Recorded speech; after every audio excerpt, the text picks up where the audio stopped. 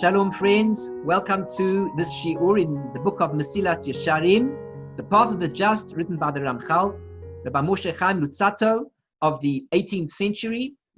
And it is a work on Musar, it is a work on improving our character traits, in growing in life, fulfilling our mission in this world, in essence, and knowing what it is that we're here to achieve and to do. We're currently on chapter 2 in the Mesilat Yesharim. We're dealing with the trait known as zehirut, which means watchfulness, to be careful. We're describing that one of the things that we have to do, the first step on our journey after realizing we have an obligation in this world, that's basically where we've come from, is to realize that we need to be careful of certain things that will hold us back from achieving our goal. We need to watch out. There are certain things that might disturb us and distract us and take us off our journey, and we need to be careful of those things and avoid them. And obviously, when we see the track that's correct, the correct path to be on, we need to pull ourselves onto that track. We need to avoid the bad track. We need to move on to the good track. Now, last week we ended off with this idea that we said that one of the ways of the Yetzer Hara, the evil inclination, is that it distracts us from our job in life. We're here to serve Hashem. We're here to grow, develop as people. We're here to study Torah. We're here to do mitzvot. How much? All day, as much as we can. V'hagisa bo yomam v'layla. We need to meditate in the Torah day and night, non-stop. We need to be engaged in mitzvah observance, non-stop. But the Yetzer Hara, the evil inclination, comes along to us and gives us another task. Who was the prime example of the Yetzer Hara? This was none other than Pharaoh, Paro, towards the Jewish people. He enslaved us in Egypt with back-breaking labor. What does it mean that he was involved in this back-breaking labor? He gave us labor to keep us busy. So busy were we that we had no time to think of how to exit and to leave the exile that we were in. We couldn't imagine leaving Egypt. In fact, we became so used to Egypt. It took God's power, a miraculous power, to pull us out of Egypt, because had it not been for God pulling us out with force, we would never have left on our own. We were so absorbed in the work situation of Egypt that we couldn't imagine leaving. Even when the Jewish people leave Egypt and Moshe takes them out, they complain about a variety of things. They say, we remember the watermelon, and we remember the cucumbers, and we remember the fish in Egypt. We remember all sorts of things that we had for free, the Jewish people say to Moshe. What do they mean for free? They mean they never had to do any mitzvot, of course. But in their minds, they imagined that life was so much better being involved in the work that they were involved in. They didn't want the freedom to engage in mitzvah observance. Freedom gives one the ability to think about one's task in the world. We need to contemplate, what is it that I need to do? Only a person who is free, who can set aside time each day and to think about his real purpose in life, can afford and have the ability to see that his purpose in life is surely not one of constant work. Pharaoh's desire was to keep the Jewish people enslaved in work to a degree that they no longer had time to think of who they were as individuals, of their task in the world. So long as he enslaved them in this way, they would continue to work as slaves and be unable to free themselves.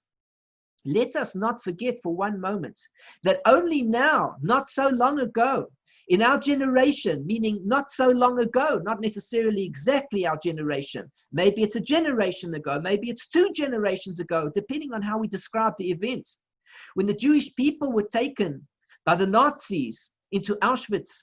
And as they went into Auschwitz, we see that there is a sign as they entered, which said, Arbeit macht frei, which means that work makes free. The Germans had a thing about the Jewish people to tell them when they come into those camps, if you'll work, that will give you freedom. But those of us who pay attention know that when they came into those camps and they were engaged in horrific slave labor, punishment for these horrid people, we know that that did not bring them freedom whatsoever. It brought them further punishment. It brought them further pain, further distraction from the things that they needed to do to get on with their lives, to serve God, to have a life, to grow, to be free. Real freedom doesn't come from work, and it certainly doesn't come from work on a full-time basis. The more that we're able to contemplate our goal in life, the more freedom we really have, which is ultimately for the purpose of serving God. And so he ends off over here in this point, and he says, this is precisely the ploy employed by the evil inclination on human beings, for he is a skilled warrior, expert in the art of cunning. It is impossible to escape from him without great wisdom and far-reaching vision.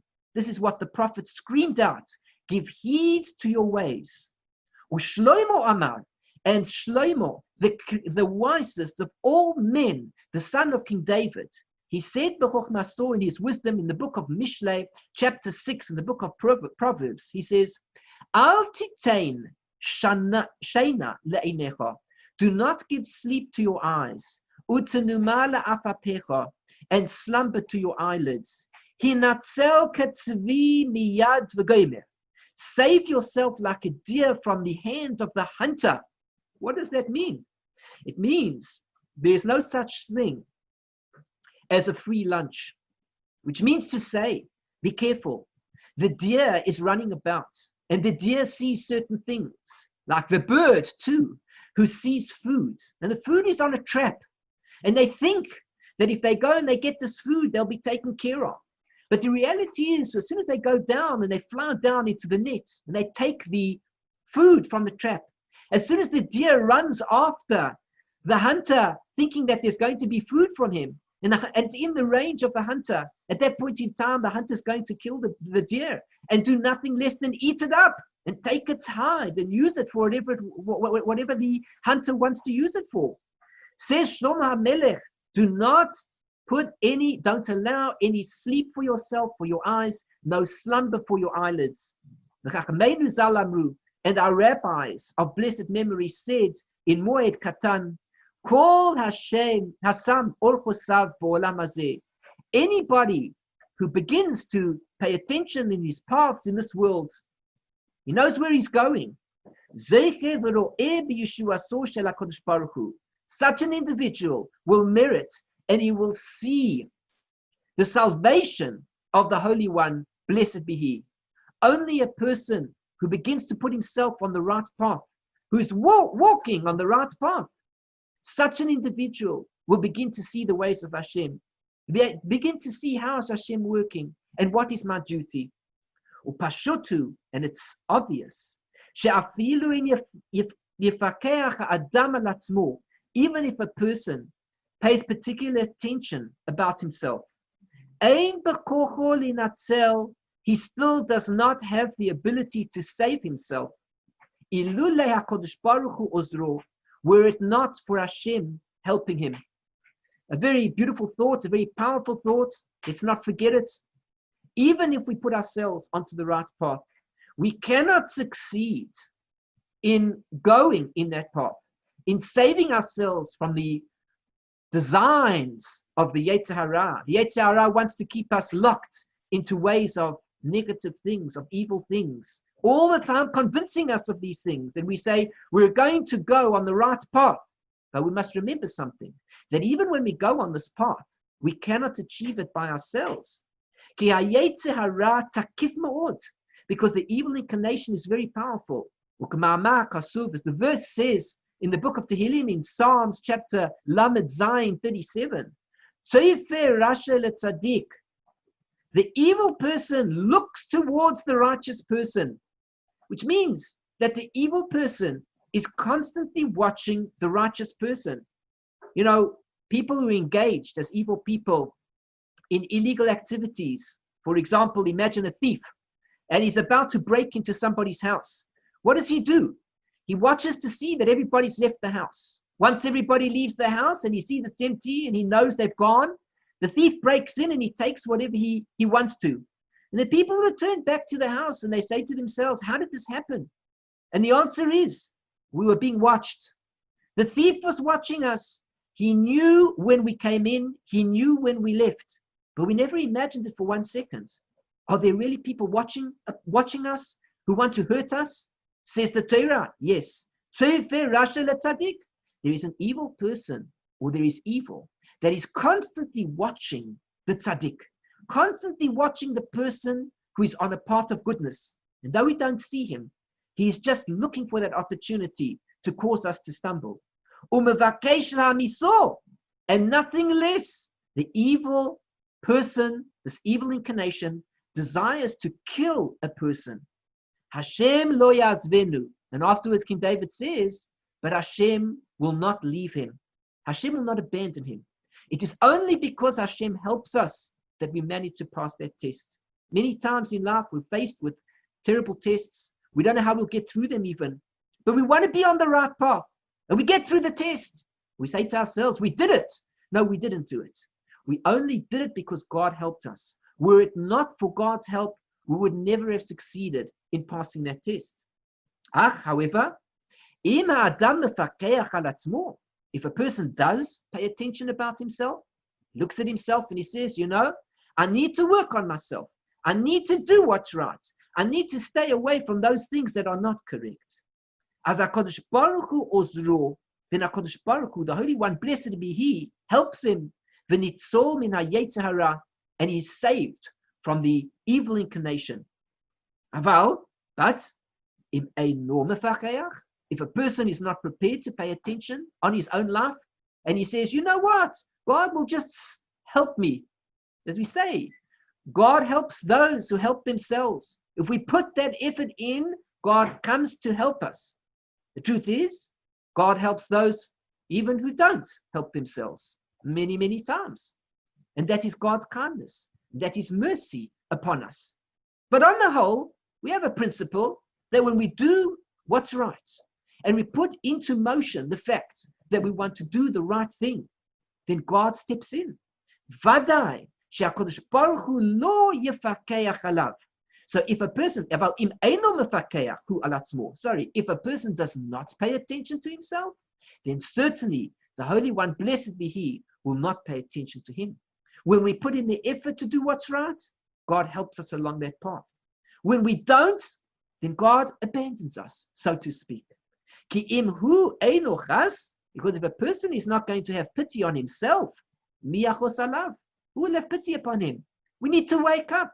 We need to realize there's something that needs to be done and not expect that God is going to attend to everything for us. We need to attend to our own tikkunim, to our own corrections. And as we do so, we can rest assured that God will accompany us and help us through the journey, help us through the test, help us through that challenge. And this is what our rabbis have said, like the matter that our rabbis have said, our rabbis of blessed memory, in Gemara Brachot, Daf Lamed Gimel, Kol mi she'ein bodeya, anybody who does not have sense, who does not have knowledge, who does not think, asur lerachem alav, it is forbidden to have mercy upon him. Anytime that we see an individual who is simply not prepared to put the effort in, to think about what life is, it is forbidden to have mercy upon him. And that is what our rabbis said in Pirkei Avot. And Hillel says the statement, Im ein ani li, mi li. If I'm not going to be for myself, then who will be for me? The attitude that we need to take for ourselves in life is, if I'm not going to work on achieving the goal that I need to achieve, that I need to work upon, who is going to do it for me? Not God. And so when we see a person who is simply not prepared to put the effort in, the Gemara says to us, don't have mercy on him. He needs to wake up and he needs to realize there's something that must be done. I like to say very often, there are many people, unfortunately, who like to involve themselves in senseless debate about God and the Torah. Don't become involved in a discussion with such individuals, because the discussion will go nowhere. The person is out there to prove that God doesn't exist, to prove that there is no need to observe the Torah and its mitzvahs. And he will do anything, and he will scoff at anything to prove how right he is. And all that will happen is we will waste half an hour of our time, an hour of our time, with a person who is not interested in understanding what life is about. This is what the Gemara is teaching us. If a person doesn't have daya, if he doesn't have a mind, if he doesn't have sense in his mind to think about things, don't have mercy on him. Don't enter to a debate to help him in his path, because by doing so is entering into a fight with a fool. And all that happens is that when one enters into a fight with a fool who is mixed up in the mud, is simply that one gets dirty oneself instead of healing the situation, instead of becoming clean, and instead of bringing that person to a stage of cleanliness. We conclude chapter 2 over here, and I'd like to just move on to chapter 3. Let's just read a little bit about it as we go on to the subject of how to acquire this attribute of zehirut, of watchfulness. At this point in time, let us remember, the author gave us an introduction to his book, and he explained to us that the book was all about things that we should really all know about in any case. And he's here only to remind us about those things. And he takes us on a journey, and he says to us, we need to know what our duty is in the world. Once we realize that we've got a duty, we need to get onto the path of this duty. And the Ramchal tells us that the first step to acquire is this attribute of zehirut, of being careful. And in chapter 2, he tells us exactly that.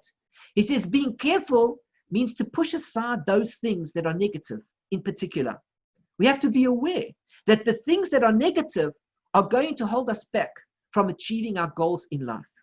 In chapter 3, he takes us one step further, and he tells us how to acquire this attribute of zehirut, of how to acquire what it means to be careful of those things that we should be careful of. Hine, behold, he says, a person who wants to take care of himself, wants to pay attention about his life and do what's necessary.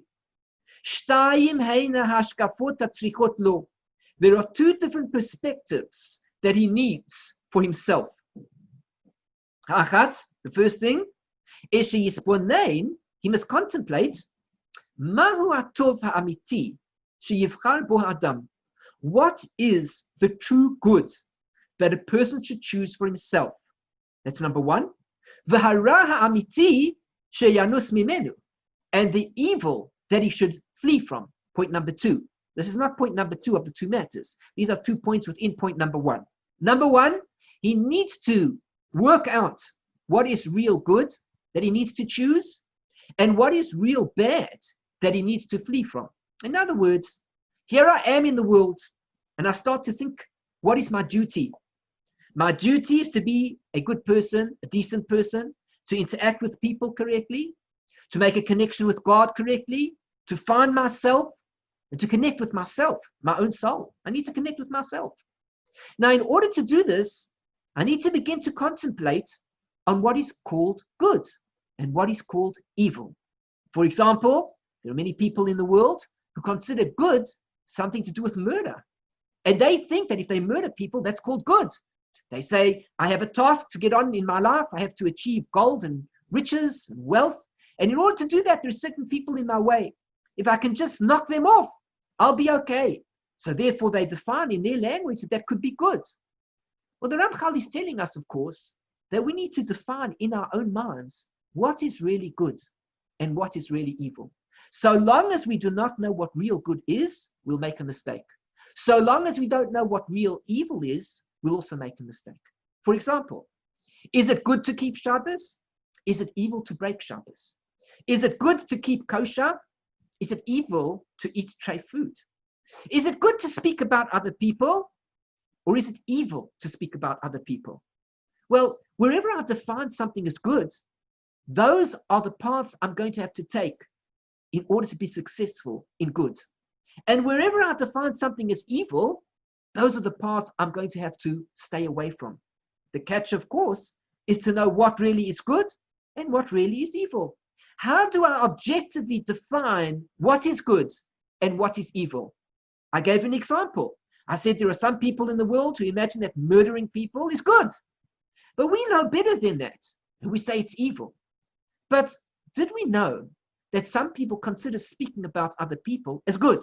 It must be said, they say, let us speak about those people. Let us tell the world about what they did. People should know. Is that really good? See, it all depends objectively whether we understand the concept of what speech is and speaking bad or speaking about another person altogether. That's the first thing. V'hashniya, the second thing is, ala ma'asim shehu oseh, about deeds that a person does do, li'ot, to take a look at them, im heim miklal hatov or miklal hara, whether they are to be included in good or included in bad. Which means to say, when I engage in a good deed, I need to monitor the good deed for the good that is in it and the bad that is in it. It is not just a thing sufficient to do the act of goodness, but rather I need to know if the entire act that I did do was entirely good, or there was an element of it that had bad in it. Let us give an example. If I give tzedakah to a person, that is something good. Everybody will agree, I helped somebody. But what about if I give him the tzedakah, and as I give him the tzedakah, I tell the fellow, I give him the charity, and I say, you hopeless bum, where do you come from that you need to keep on begging people for everything that you need? Then we see over here that even though there was good being done, there was an aspect of bad that causes the good to lose its value. Now the Ramchal is telling us here, there's two concepts we need to work on. One is the definition of good and bad. I need to make a separation. And two, it is not good enough to involve oneself in goodness. We have to examine the goodness that we're involved in to see also if there is anything within it that is bad. V'zeh, and this occurs, b'sha'as ma'aseh, at the time of doing something, v'shelo b'sha'as ma'aseh, at the time when we don't do it. Which means when I'm involved in something, that is one thing, and at the time that I'm not involved in it, I have the opportunity to contemplate what it is that I want to involve myself in, and whether that aspect or whether that deed is really good or bad. So this is chapter 3. We're going to learn about how to acquire zehirot. How do we actually acquire watchfulness, to be careful? And we're going to do it through examining and understanding what is good and what is bad. Once I know what is good and what is bad, I can then be careful and avoid those things that are bad. And even within the good that I see I'm doing, if I see that there are elements of bad, I can again distance myself even further to become even greater, so that all my actions, even the slightest tinge of an action of goodness, has no bad within it whatsoever. No matter what good I'm doing, there should not even be a tinge, not even the smallest amount of bad. So these are two aspects. One is the actual mitzvah, and the one is before I do the mitzvah, when I'm not engaged in it, and I begin to contemplate what it is that I'm about to do. We've ended for today's shiur. Thank you very much for joining me. I'm Eliyahu Shir from Chesed Ve'emet. You can find my site on www.lovingkindness.co. If you've enjoyed the shiur and learned something, got something out of it, something of value, please like my video. Please click on the like button underneath the thumbs up underneath the video. Subscribe to my channel. Click on the bell button to be notified of future shiurim. And please share these shiurim with friends and family so that we can share more about these beautiful values that we're learning together. If you'd like to join a shiur with us live, please let me know and I'll send you an invite to this live shiur that has been given over here, although it is recorded and it's also put up for everybody to enjoy afterwards. For those of you who want to interact with me, please feel free to come to my site and send me an email. I'd be delighted to meet you, speak to you, and perhaps have the opportunity of learning with you privately, one-on-one, a service which I offer, as do I offer services in teaching sofrut to become a sofer, also teaching chatanim, men who are about to marry, all the laws of family purity, and various other parts of Torah. If you'd like to learn, please let me know. If you'd like to join the activities that we're involved in, please do come to my site and become a paid member, where by doing so, you allow me to continue to give these shiurim at no cost and to continue to give further shiurim in the future, which is something that I would like to do, adding to this shiur, adding even more to this channel that you see available at the moment. So I wish you everything of the best, and I look forward to another shiur in the near future. Shalom, shalom. Bye-bye.